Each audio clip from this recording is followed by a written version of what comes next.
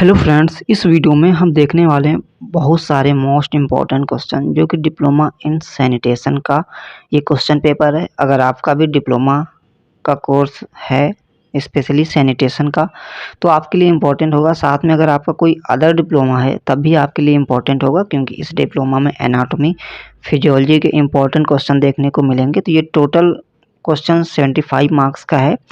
तो चलिए फिर हम वीडियो को स्टार्ट करते हैं बिना टाइम वेस्ट किए। सबसे पहला ही क्वेश्चन हमारा, डायफ्राम का आकार कैसा होता है। तो ये क्वेश्चन आपके एग्जाम में पूछा जा सकता है, ठीक है। तो अगर डायफ्राम के आकार की बात करें तो वो होगा डोम, ठीक है, गुम्बद के आकार का।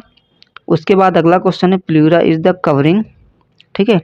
Pleura is the covering of, pleura किसकी कवरिंग होती है, तो वो हमारा होता है लंग्स, ठीक है। तो इसका राइट आंसर हो जाएगा लंग्स। उसके बाद हमारा नेक्स्ट क्वेश्चन है, the brain has how many ventricles.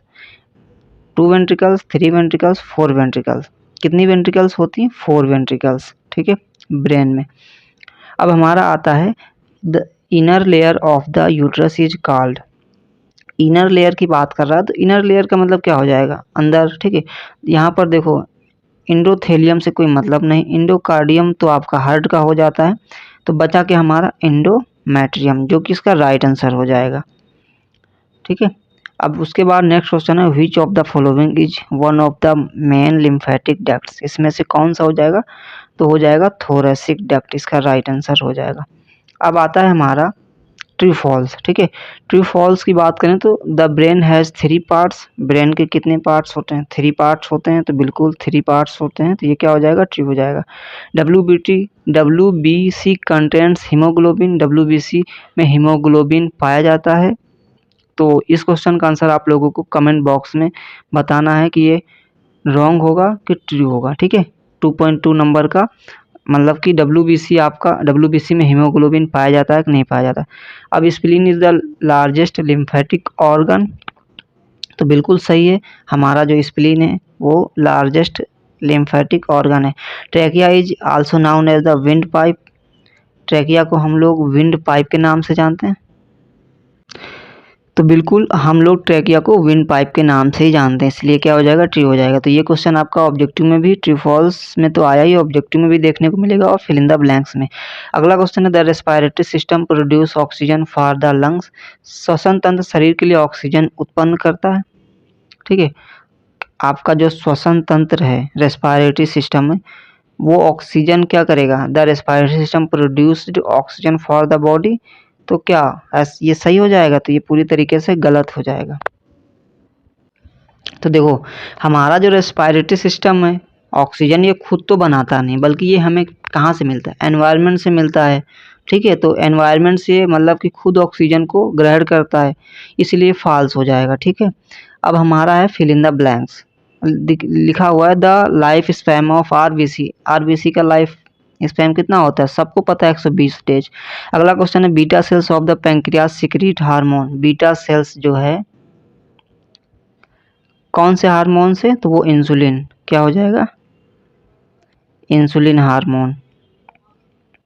अगला क्वेश्चन है, सीएसएफ फुल फॉर्म। सीएसएफ का फुल फॉर्म क्या होता है? Cerebro spinal fluid. मैं लिख देता हूँ इसका यहाँ पर फुल फॉर्म, सेरिब्रो स्पाइनल